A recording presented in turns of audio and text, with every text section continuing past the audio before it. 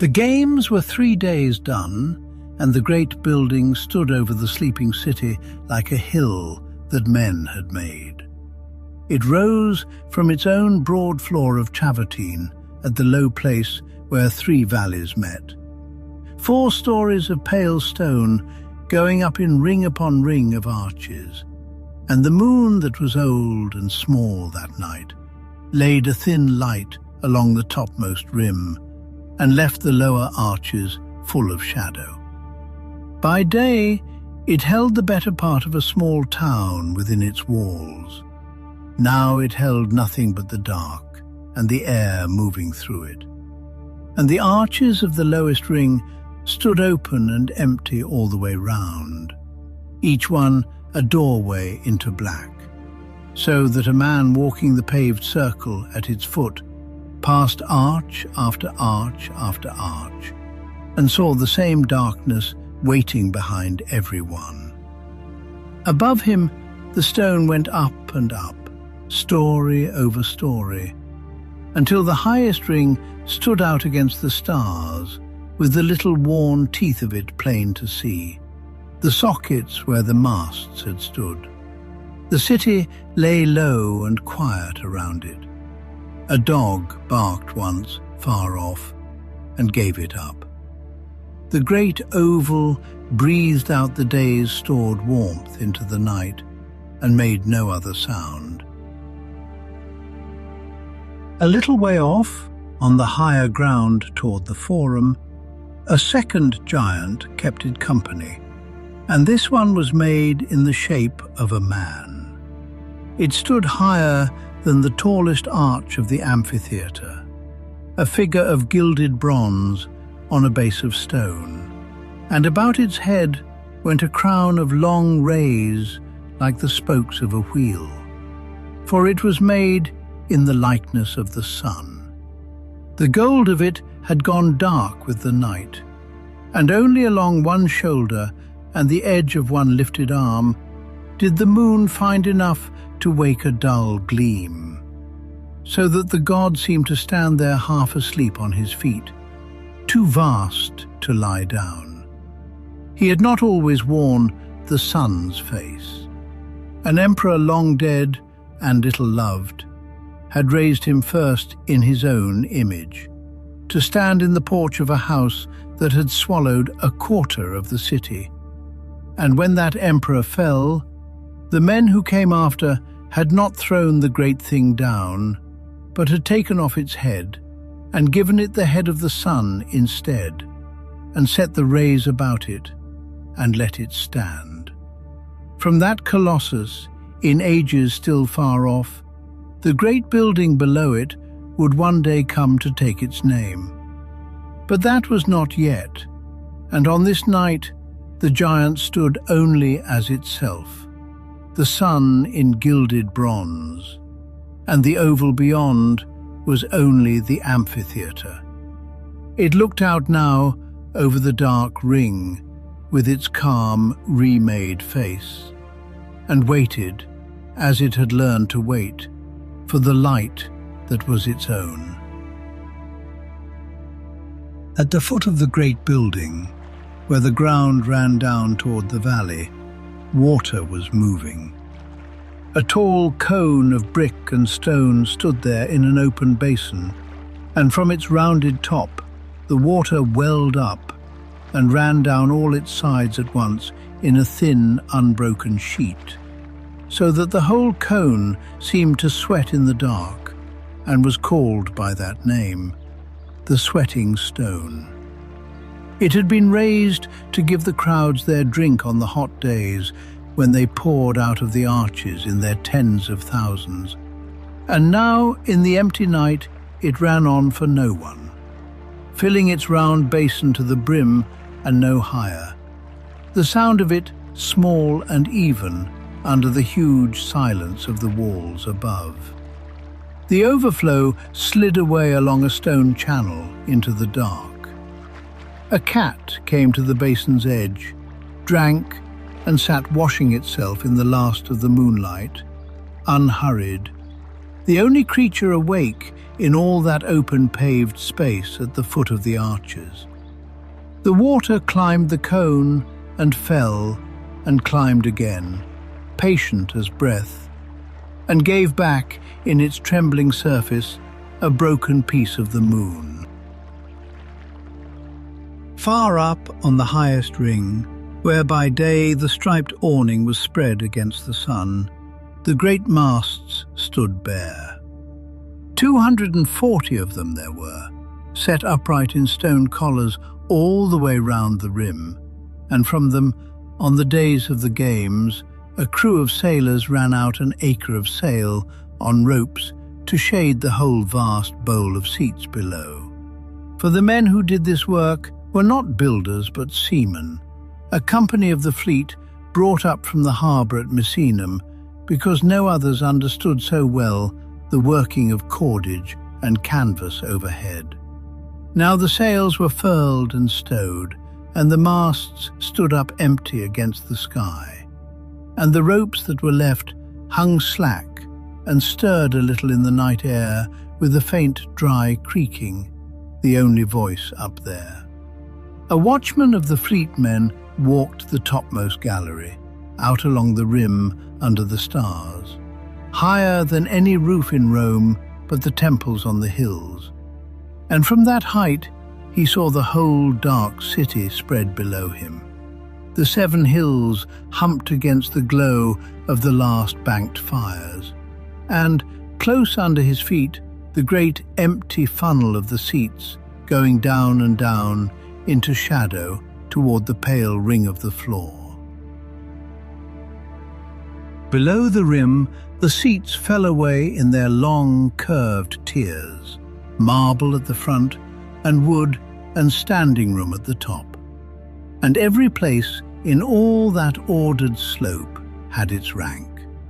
Nearest the floor, ringing the arena on its low, broad terrace, stood the wide seats of the great men, marble chairs with their names cut into the stone before them, so that even empty, the front of the house kept its account of who might sit there. And above these, the ranks rose in bands, one for the knights, one for the citizens in their togas, one higher for the common men, one higher still and set apart for the women, right up under the colonnade at the top, where the poorest watched from the standing gallery half a bowshot from the sand. 100 stairways threaded the whole mass, and 60 and more arched mouths opened off the inner passages onto the tiers, each numbered over its door, so that 50,000 people could come to their places and go again without crush or confusion. Now no one climbed the stairs. The marble chairs held only the cold. Someone, some idle day, had scratched a little horse and rider into the back of one bench, and the mark of it sat there in the dark, keeping its small human company with the empty rows. Under the floor of the arena lay another world, and it was the busiest ground of all when the games were on, and the stillest of all now. 2 stories of brick passages ran the length and breadth beneath the sand, a warren of corridors and cells and dead ends lit by day through the grating overhead, and now black from end to end, but where a lamp burned. Here were the cages and the pens, the storerooms for the great painted screens, and the wooden trees that were run up to make a forest on the sand in an afternoon, the tackle and the counterweights, and above all, the lifts, a score and more of wooden platforms set in shafts, each with its windlass and its cage of ropes, by which a beast or a set of scenery could be sent up through a trap in the floor to appear as if from nowhere before the roaring tiers. Now the lifts stood down at the bottom of their shafts, the ropes made fast, the windlasses still. Water lay in the lowest channels, for the springs of the valley pressed up here, and the place was never wholly dry, and it dripped somewhere steadily in the dark and ran off along a drain toward the sewer that carried it down at last to the river. One keeper went along the main passage with a lamp, past the empty cages, past the silent windlasses, and where his light fell the wet brick shone and gave it back, and where he had passed the dark closed again behind him. Up through the traps, on the floor itself, the sand lay raked and level under the open sky. It was a broad oval of it, spread thick over a footing of timber and brick, and the men whose work it was had gone over it after the last day of the games, and taken up what the games had left, and turned and raked the whole surface smooth, so that it lay now pale and clean and empty, faintly luminous under the stars, a still lake of sand held in the huge dark cup of the seats. Around its edge ran the smooth high wall that fenced the tiers from the floor, too sheer to climb, and above that the front terrace with its marble chairs, and above that the rising dark. Nothing moved on the sand. At one point along the boundary wall, a small door stood in the stone, and beside it, set into a shallow niche, was a little shrine, no bigger than a cupboard, with a lamp left burning in it, and the small figure of a goddess within. She who weighed men's fortunes, and brought the high down and lifted the low, to whom the fighters made their prayer in the passage before they came out onto the sand. The lamp before her burned steady in the sheltered niche. The great empty oval kept its silence around that one small flame, and the raked sand held the starlight, and gave nothing back but the faint, even pallor of itself. It had not always stood here, and the ground it stood on had its own story, which the older people of the city still told. Where the arches now rose, and for a long way round about, there had once been no public thing at all, but the private pleasure garden of that same fallen emperor whose head the Colossus used to wear. After a great fire had burned out the heart of the city in his day, he had taken the emptied ground for himself, a vast tract of it in the very middle of Rome, and made of it a country estate within the walls, with woods and pastures, and a palace whose rooms were washed with gold, and whose ceilings, they said, turned and rained flowers and scent upon the guests below. And in the low place at the middle of it, in the valley where the three ways met, he had made a lake. The lake lay where the arena's sand lay now. It was broad and still and ringed about with the make-believe of buildings, dressed to look like the shores of a far-off sea. And on its water the emperor took his ease among his friends, while the city went hungry for the room his garden ate. To walk from one's own cramped rooms and see behind a wall a private sea kept for one man's idle afternoons was a hard thing, and the people did not forget it. Then the emperor fell, as such men fall, deserted at the last, and dying by his own hand in a borrowed house outside the walls. And the great golden estate lay ownerless and hated in the middle of Rome, too large to know what to do with, a monument to a single man's swallowing of what belonged to all. The rulers who came after were harder men and cleverer, soldiers who had won the throne in a bad year of war and meant to keep it. And they saw in the hated garden a chance that no gift of money could buy. They would give it back, not as a park for the next emperor, but to the people themselves. And they would begin at the very heart of the offence, at the lake, the private water in the public city. They drained it. They drove down oak piles by the thousand into the soft valley floor where the water had been. And on that drowned foundation they raised the rings of stone.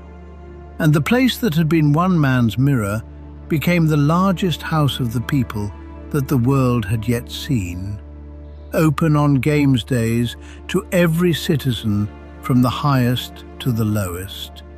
Its 50,000 seats, a rough map of the whole city gathered in one bowl. Where a tyrant had floated alone, the whole people would sit together. The water was sent down into drains, and the sand came up in its place. And the thing was done so well and meant so plainly that the people took the building to their hearts from the first. And the memory of the lake sank under the sand as the water had sunk under the piles. And only the old remembered that the still pale oval where the beasts were loosed had once been deep enough to drown in. Only the water itself did not quite forget. It was still there under everything, pressing up through the old drowned ground into the channels of the lowest passages, dripping in the dark under the sand, running off by night down its stone drain toward the great sewer and the river. The last of the tyrant's lake gone underground and made a servant. And out at the foot of the arches, the sweating stone still ran, welling up and sliding down its brick cone into the round basin, giving the water back to the open air where all could drink of it. The same valley water that had once been penned for one man, now let run for anyone who came.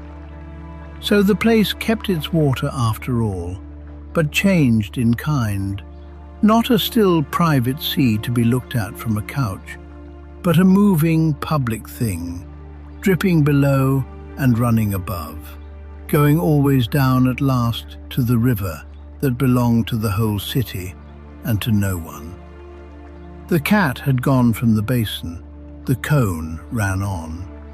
Down in the dark, the drops fell one after another into the standing pools, counting out the night. While the great oval slept, the small work that kept it went on in the corners of the dark. In a lean-to workshop built into one of the outer arches, a mason sat late by a shielded lamp with a broken seat block before him, cutting a fresh face onto the stone where a footfall of years had worn it hollow, and the small dry tick of his chisel came out into the arcade and lost itself among the arches.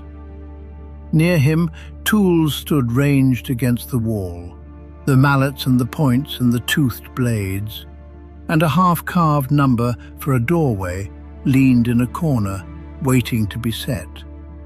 Out on the paved circle, a lampman went his round of the brackets that lit the outer ring, filling the little boat-shaped bowls with oil and trimming the floating wicks, so that the arches on the north side, toward the Colossus, kept a low chain of steady flames burning through the small hours, while those on the far side stood dark. He worked without hurry, reaching up to one lamp and then the next, and behind him the tended flames ran back along the curve of the wall, small and gold and even, following the great building round into the night. Deeper in a cell off the underground passage, the beasts that had come through the games alive lay sleeping in their pens, and their keepers slept near them. They had come from the far edges of the world, up the rivers and across the seas in barred cages, the great cats of the southern deserts and the bears of the northern woods, and stranger things besides, gathered at vast cost from lands most of the crowd would never so much as hear named. And by day, the sand had been a terror to them. But now, fed and watered and left in the dark, they slept as any animal sleeps, flanks rising and falling, a paw twitching at some green country they would not see again. A keeper lay across the doorway of the pen with his cloak for a pillow, and a lamp turned low in the niche above him. Now and then one of the great cats woke and turned and settled, and the chain of it shifted with a soft clash, and the man stirred in his sleep and did not wake, and the beast lay down again. The dripping went on in the passage. Above them, through 2 stories of brick and a floor of sand, the stars wheeled slowly over the open mouth of the arena, and no one watched them turn. A little way to the east, beyond the outer wall, stood the greatest of the schools where the fighters lived and learned their trade. And it too was quiet now. It was built as a small copy of the great house itself, an oval of sand for practice ringed by low banks of seats, and around that a square of cramped cells 3 stories high where the men were housed. 100 and more of them, shut in for the night behind their own walls. From beneath it, a covered passage ran under the street and came up inside the amphitheatre, so that on the days of the games the fighters could pass from their cells to the sand without ever crossing the open city or being seen by the crowd that had come to watch them. Now the little practice oval lay empty under the stars, its sand raked like the great ones, and the cells around it were dark, but for a lamp or 2 behind a grating. In them the men slept, the new and the seasoned together, the ones who had a fight coming and the ones who had lived through the last one, breathing the close air of the barracks, their wooden practice swords stacked in the yard below. A doctor's boy kept a low light burning in the room where the hurt lay, and moved among them now and then with water, and the ones who could sleep slept, and the training ground waited, empty, for the grey. So the night wore on, and the great building kept it, holding the dark within its rings as a cup holds water. The watchman on the topmost gallery walked his round, and leaned on the parapet and looked out over Rome, at the temples pale on the Capitol, at the long black line of the aqueducts coming in over the plain, at the river showing here and there between its banks, and closer always at the huge quiet oval under his own feet, the tiers going down into shadow, the pale floor at the bottom of the shadow, the one lamp of the little shrine burning steady at the floor's edge, like a fallen star. The masts creaked softly behind him. The sweating stone ran far below. In the dark under the sand, the water dripped and the beasts slept, and the last of a dead man's lake went quietly down to the sea. The city breathed around it all, hill and hollow, and turned in its sleep, and did not look up at the great thing standing watch in the middle of it, patient, emptied, waiting like the bronze god beside it for the light. The change came first, as it always did, to the highest things. Away in the east, over the low hills beyond the river, the black of the sky thinned and let a grey through, and then a colour with no name that did not last. And the small worn stars along the rim of the topmost ring lost their hold, one by one, and were gone. The crown of rays on the Colossus caught it first of all the works of men, the gold along the great bent arm waking slowly out of the dark. Then the shoulder, then the calm, remade face, turning from a shape in the night into a thing of daylight, so that the sun in bronze met the sun in the sky as it came. The light ran down the outer arches ring by ring, story below story, and found the sweating stone and set its falling sheet of water alight. It reached the topmost seats and began to go down the tiers, tier below tier, across the empty marble and the worn wood and the scratched little horse and rider, down toward the floor. The lamp in the shrine of the goddess burned pale and useless now and was let sink.